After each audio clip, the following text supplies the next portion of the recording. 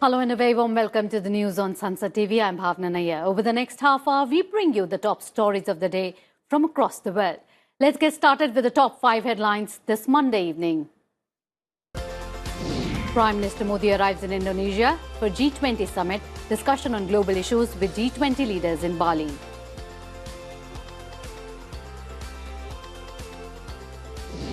On the sidelines of the G20, President Joe Biden and Chinese President Xi Jinping meet in Bali. 3-hour-long talks focus on continuation of dialogue between the two countries. Nomination process ends for the first phase of Gujarat elections. Scrutiny of papers tomorrow. Voting on 89 seats in 19 districts in the first phase on 1st December. Wholesale inflation at 19-month low, 8.39% in October. Retail inflation down to 6.77% on cheaper food items.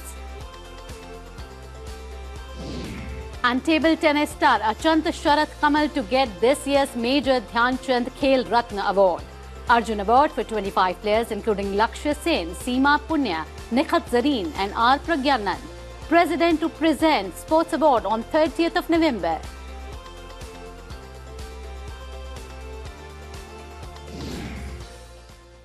And some more important news at a glance. The Supreme Court said forced religious conversion may pose a danger to national security and impinge on religious freedom. The top court asked Centre to step in to tackle the very serious issue. Supreme Court has granted more time to the Centre to respond to pleas challenging places of worship Special Provision Act 1991. Centre has been asked to file an affidavit by 12th of December. President Draupadi Murmu will attend the Janjatiya Gaurav Divas celebration at Shahadol in Madhya Pradesh tomorrow. President is also likely to address the one-day special assembly session in Bhopal on Wednesday. Prime Minister Narendra Modi has invited ideas and suggestions for his Mann Ki Baat program on All India Radio, which will be broadcast on 27th November at 11 a.m. Army Chief General Manoj Pandey has embarked on a 4-day visit to France. He will meet senior military leadership of France to enhance defence cooperation between both nations. Filing of nominations for the elections to the Municipal Corporation of Delhi concluded today. MCD elections for 250 wards will be held on 4th December. Counting will take place on 7th December. A fresh spell of snowfall in Jammu and Kashmir led to closure of Srinagar-Leh highway as well as the historic Mughal Road. Many villages in high-altitude areas got cut off due to heavy snow. India and Romania held Foreign Office consultations in New Delhi on political, economic, commercial, consular and cultural matters. Both sides also exchanged views on regional and global issues. Russian Foreign Minister Sergei Lavrov visited Bali hospital for a health checkup ahead of the G20 summit, Indonesian authorities said today. Russia denied that he had been hospitalized. And Natasa Pirk-Musar has been elected as Slovenia's first female president after beating her conservative rival in the second round of elections on Sunday.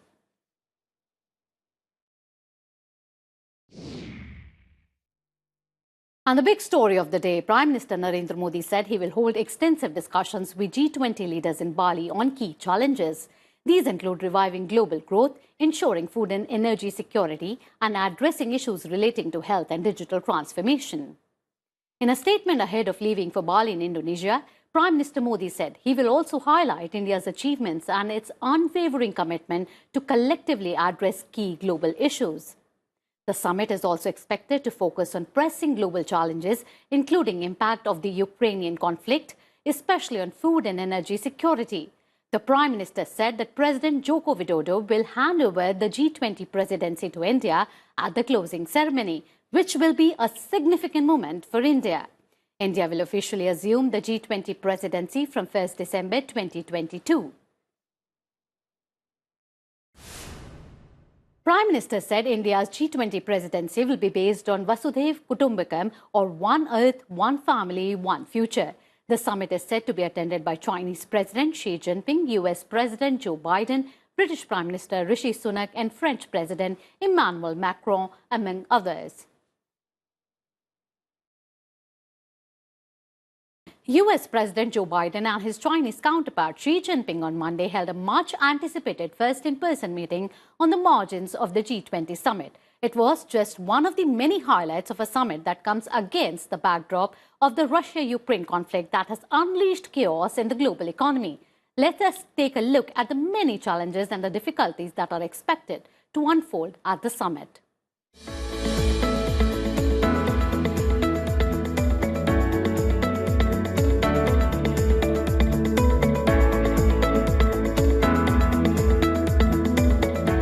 Recover together, recover stronger. The theme picked by Indonesia when it took over the presidency of G20 a year ago seemed apt when the world was fighting the COVID pandemic.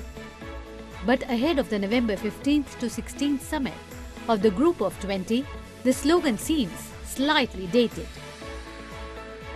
Russia's war in Ukraine this year has piled more economic challenges on the world, threatening food and energy shortages.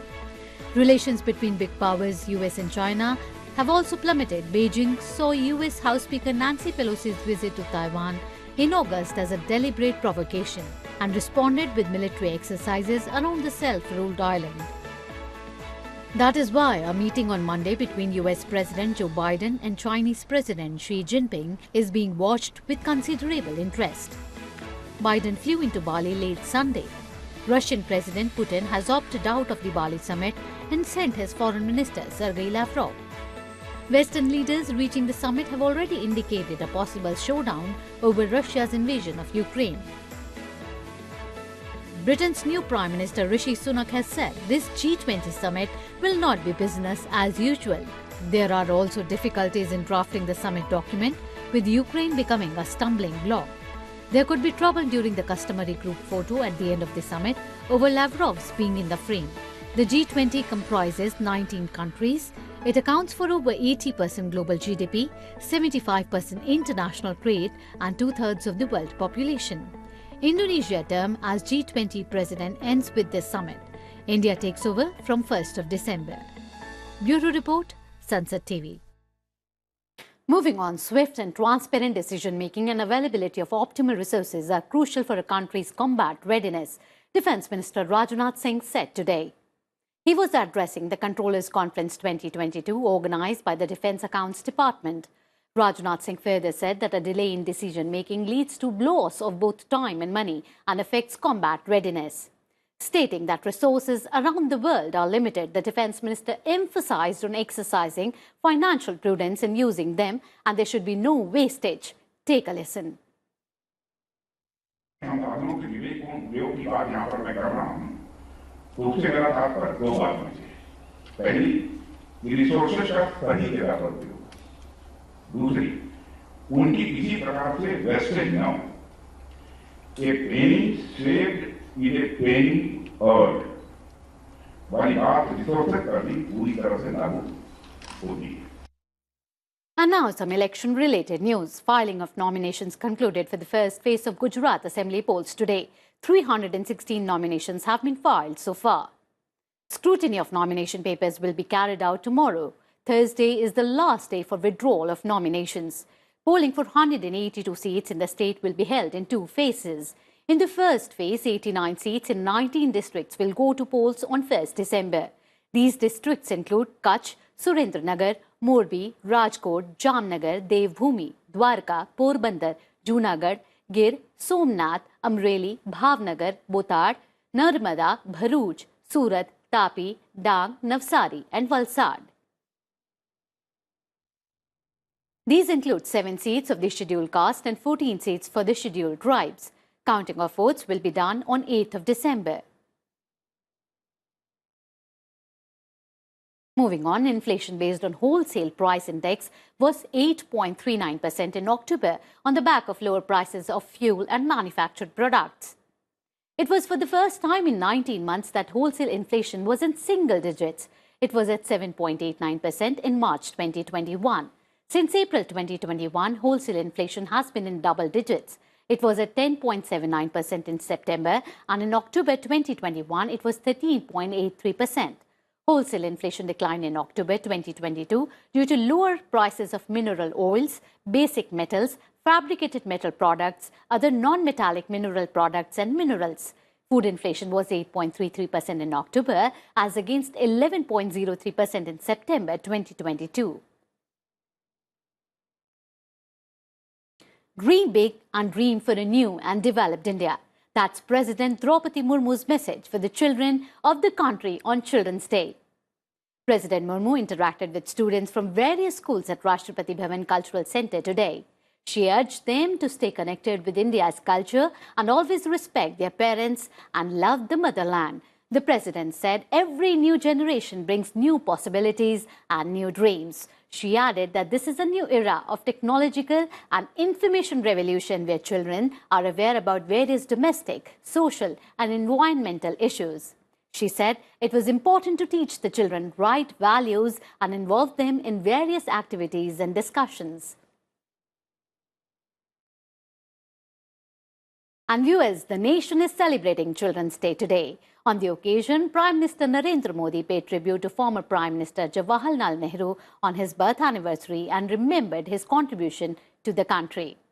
Lok Sabha Speaker Om Birla, Senior Congress Leader Sonia Gandhi, Congress President Mallikarjun Kharge and many Members of Parliament paid tribute to former Prime Minister Pandit Jawaharlal Nehru in the Central Hall of Parliament.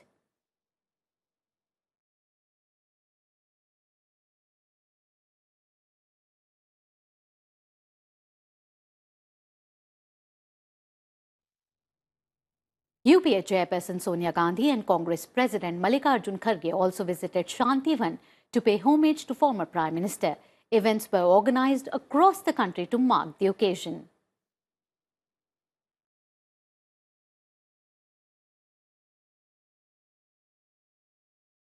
Vice President Jagdeep Dhankar hosted dinner for Rajya Sabha MPs at the Vice President's residence on Monday evening. Deputy Chairman of Rajya Sabha Harivansh and many Members of Parliament, including Union Minister Piyush Goyal, were present at the gathering. In similar interactions last month, the Vice President hosted floor leaders and Members of Parliament of the Rajya Sabha and sought suggestions from them for the functioning of the House.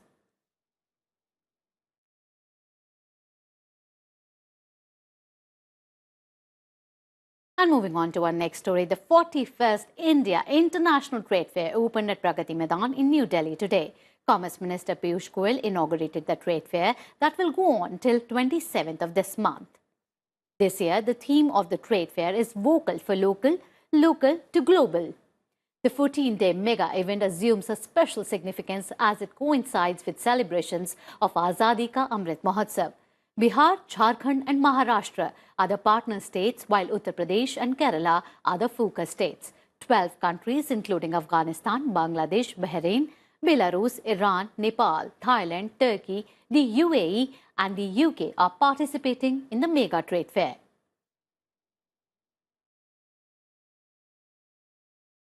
The 53rd edition of International Film Festival of India will be held from 20th to 28th November in Goa. 3 films of Dada Saheb Phalke Awardee Asha Parekh will be screened as a retrospective at the mega event. 280 films from 79 countries will be screened at the film festival. 25 Indian feature films and 20 non-feature films to be screened in the Indian panorama. In the international section, 183 films have been shortlisted by a 5-member jury. Spanish filmmaker Carlos Saura will be felicitated with the Satyajit Ray Lifetime Achievement Award. France is the spotlight country this year. 75 creative minds of tomorrow from 19 states in this youngest young minds from Haryana and Maharashtra. They are 18-year-old only from the music composing field. And 19 different states, including northeast states, Assam, Manipur, Bihar, Jharkhand, Himachal and Goa, they are all selected. And maximum winners from the Maharashtra, Tamil Nadu, Delhi, Uttar Pradesh and West Bengal. Several major highways have been closed in Jammu and Kashmir after heavy rain and snowfall. Many villages in high-altitude areas have also been cut off due to heavy overnight snowfall. Traffic movement has been suspended on the Srinagar-Leh highway. The Mughal road connecting Poonch and Rajouri in Jammu to South Kashmir's Shopian district was closed due to accumulation of snow at Pir Ki Gali. The Bandipora-Gurez road has also been shut due to prevailing weather conditions. Most high-altitude areas of Jammu and Kashmir received heavy snowfall. Around 6 inches of snow was recorded in the ski resort of Gulmarg in North Kashmir's Baramulla, while Gurez and Machil have received over 12 inches of snow. Talking about Himachal Pradesh, 128 roads have been shut down due to heavy snowfall in 5 districts. Lahore Spiti has been cut off.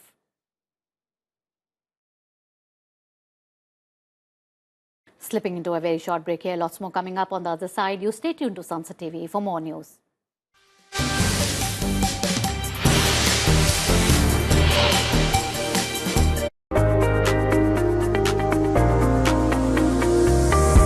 The India startup story.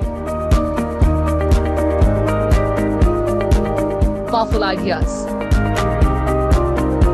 Dynamic solutions. Innovation. Enterprise. Its success and challenges. Packed in a brand new show, The Journey of Startups, only on Sansad TV. The glorious journey of India's 75 years of independence, protection of rights, ensuring equality, to empower, to deliver justice. Laws that have defined India and its people. Laws that everyone should know.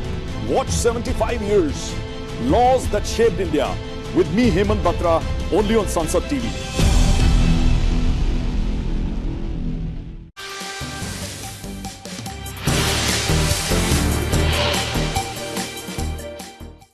Welcome back after the break. You're watching the news, and let's now take a look at all the latest from the Russia-Ukraine crisis.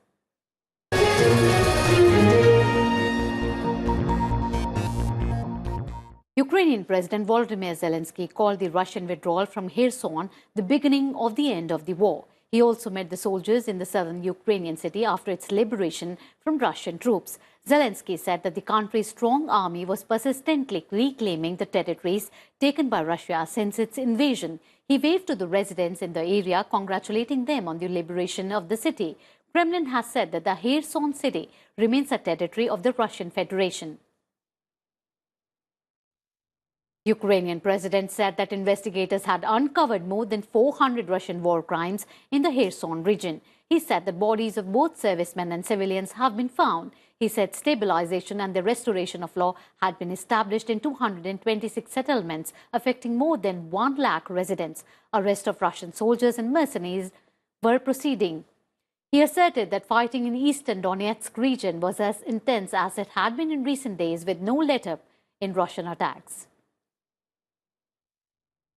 A Ukrainian army official said on Sunday that Russian troops were continuing to build defensive lines on the left bank of the Dnieper River in the Kherson region. A spokesperson for the General Staff of the Ukrainian army said Russia was concentrating its efforts on restraining the actions of the Ukrainian forces in certain directions. He added that Russia was conducting offensive operations in the Bakhmut, Avdiivka and Novopavliv areas.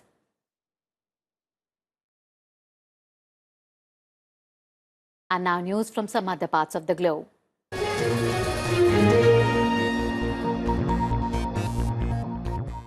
Turkish police detained a Syrian woman with suspected links to Kurdish militants. They said that she confessed the planting of bomb that exploded on a bustling pedestrian avenue in Istanbul, killing 6 people and wounding several dozen others. Many other people were also detained for questionings.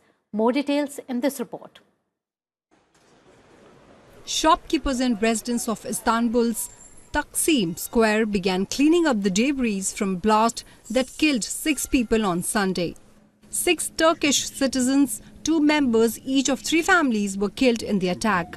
No group has claimed responsibility. Hundreds of people fled, after the blast on Istiklal Avenue, a popular spot for shoppers and tourists, with the tram line running its length. The area in the Beyoğlu district of Turkey's largest city had been crowded as usual at the weekend. Turkey's government blamed Kurdish militants on Monday for the blast and said police detained 22 suspects, including the person suspected to have planted the bomb. State broadcaster TRT released footage of police escorting a woman, the main suspect, from an apartment after an overnight raid. The attack sparked concerns that Turkey could be hit with more incidents ahead of tense elections scheduled for June 2023. Istanbul has been targeted in the past by Kurdish, Islamist and leftist militants. Ankara says the YPG, which Washington has supported in Syria, is a wing of the PKK. The PKK has led an insurgency against the Turkish state since 1984 and over 40,000 people have been killed in clashes. It is considered a terrorist organization by Turkey, the European Union and the United States. Bureau Report, Sansad TV. Moving on, there was a 19% increase in the number of Indian students going to the US in 2021-22. The America Open Doors report said 2 lakh Indian students were given American visas during the year. 21% foreign students studying in America are Indians. The US gives preference to Indian students, and the US Embassy has also arranged special consultations for them in Delhi, Chennai, Kolkata, Ahmedabad, Bengaluru. Intensive farming and higher temperatures in India are making crops unproductive. A non-profit organization is helping thousands of farmers make the switch to natural farming and agroforestry, and the results are already there for all to see. Let's find out more. Ramesh Hanumayya digs a few inches into his field with his hand and examines the soil. There is movement in the thick brown earth, tiny earthworms being disturbed from their homestead. A handful of dirt filled with earthworms might not seem like much, but it's the result of 7 years of work. Like Hanumayya, thousands of other farmers in Anantapur district in Andhra Pradesh have taken to what's known as regenerative agricultural practices. Techniques like using natural fertilizers and planting crops alongside trees and other plants have been successful at combating desertification, the process of once fertile ground turning into dust. 69-year-old Malla Reddy runs the non-profit Axon Fraterna Ecology Center that encourages natural farming practices in the region. The kind of natural farming that we are talking about, it is very inexpensive and low external input. All inputs are made from the local materials that are available most of the time on the farm or in their village. So thereby it costs less. Reddy's non-profit works with over 60,000 farmers across 3 lakh acres in the district, using methods known as natural farming and agroforestry to avoid spoiling the land. Natural farming replaces old chemical fertilizers and pesticides with organic matter such as cow dung, cow urine and jaggery, a type of solid dark sugar made from sugarcane to boost soil nutrient levels. Agroforestry involves planting woody perennials, trees, shrubs and palms alongside agricultural crops. Multi-cropping ensures that soil nutrients are periodically restored as opposed to distinct seeding in harvesting seasons. Bureau Report, Sansad TV. And now from all the action of sports. Sports awards for the year 2022 have been announced. President Draupadi Murmu will present the awards on 30th November. Star table tennis player Achant Sharath Kamal will get this year's Major Dhyan Chand Khel Ratna Award. He's the second table tennis player to get the award. 25 sportspersons will be given the Arjuna Award. They include badminton players Lakshya Sen and HS Pranoy, athlete Seema Punya, boxer Nikhat Zareen and chess player R. Pragnananda. Dronacharya Award for Outstanding Coaches, Dhyan Chand Award for Lifetime Achievement and National Sports Promotion Award 2022 will also be presented on 30th November. Guru Nanak Dev University Amritsar has been selected for the Maulana Abul Kalam Azad Trophy 2022.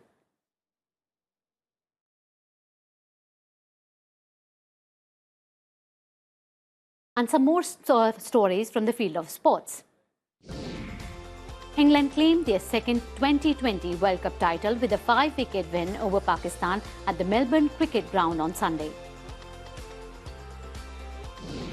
USA's Taylor Fritz stunned Rafael Nadal 7-6, 3-6-1 to make a winning debut at the ATP Finals in Turin.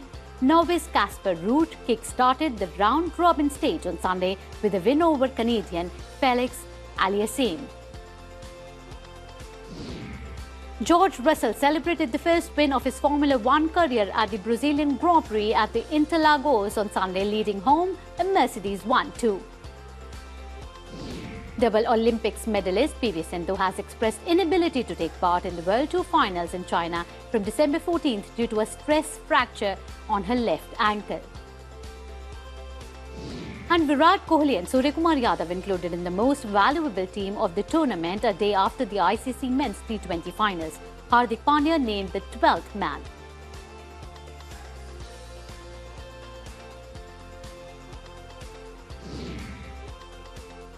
And with that, we come to the end of today's bulletin. Thank you for watching. Good night. Namaskar.